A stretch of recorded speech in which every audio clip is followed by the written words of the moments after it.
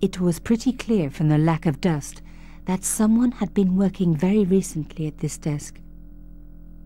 Oh my God! The sheet was a printout with my personal information. Everything from my favorite food to my waist size. They were right about chocolate. But come on, guys, I'm a size 10. There was even a picture of me, taken with a telephoto lens. Carchon wouldn't have taken these pictures himself.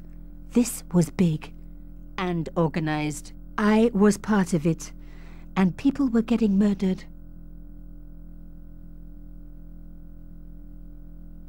The dregs at the bottom of the mug hadn't dried out or gone moldy. It wasn't more than a day old. This was the article I'd written about the costume killer. My suspicions were right. Carchon had cut it out. 2 businessmen had been killed. One in Italy, one in Japan. In each case, the killer had worn a costume.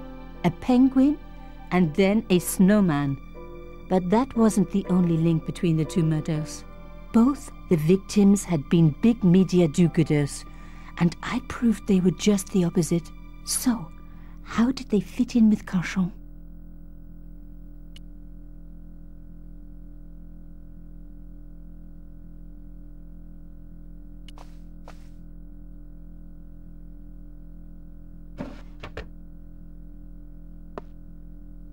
Damn, don't you just hate it when that happens?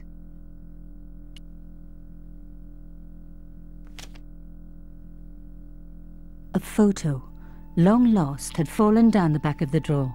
It was very old, but there was no mistaking the guy in the foreground. Carchon. Behind him were soldiers, a burning village and a corpse. The photograph was cropped on the right-hand side. Somebody else in the picture obviously didn't want to be in it anymore. I wasn't surprised. This was Africa in the 60s. An uprising was being brutally suppressed. And here was Mr. Media himself, Carchon, doing the suppressing. The photograph was not just powerful evidence. It was also my ticket to one explosive story. The note had been encoded with a substitution cipher, with letters substituted for symbols.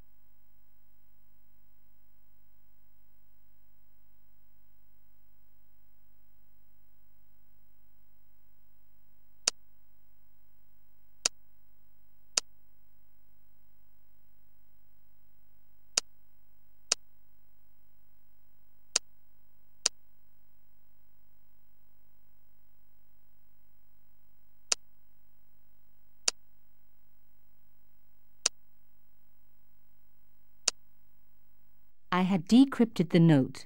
It read, Pierre, full report to follow. But this is too urgent to wait.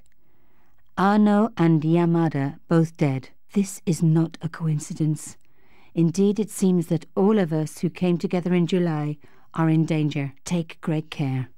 X. I wasn't the only one to make the connection between the costume killer murders. I'd been right all along. That was why he had asked to meet me. But what did I know that he didn't? I had enough for a story.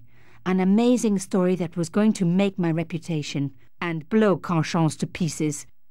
I needed to get home fast and start typing.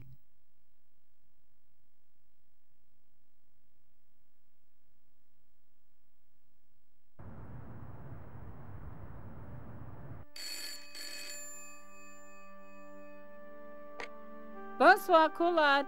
Nico, it's Ronnie. Hey, Ronnie, you cracked open the champagne yet? Are you crazy? What's wrong? Wait a minute. You didn't print it, did you? Of course I didn't print. That's the best piece I've written. The last, as far as I'm concerned. It's important. It's suicidal. You can't destroy a national hero. He deserved it. His corpse isn't even cold. Ronnie, 2 hours ago I told you what I'd found. You loved it. You begged me to write it up immediately. 2 hours is a long time in newspapers, Nico. Someone's got to you, haven't they? Listen up, Nicole, and listen good. Pierre Carchon had a lot of friends. Powerful friends. For your own sake. Forget what happened. You got it. End of conversation. Good night. This should have been my big break, but I knew there was nowhere else to sell this story. If Ronnie wouldn't print it, nobody would.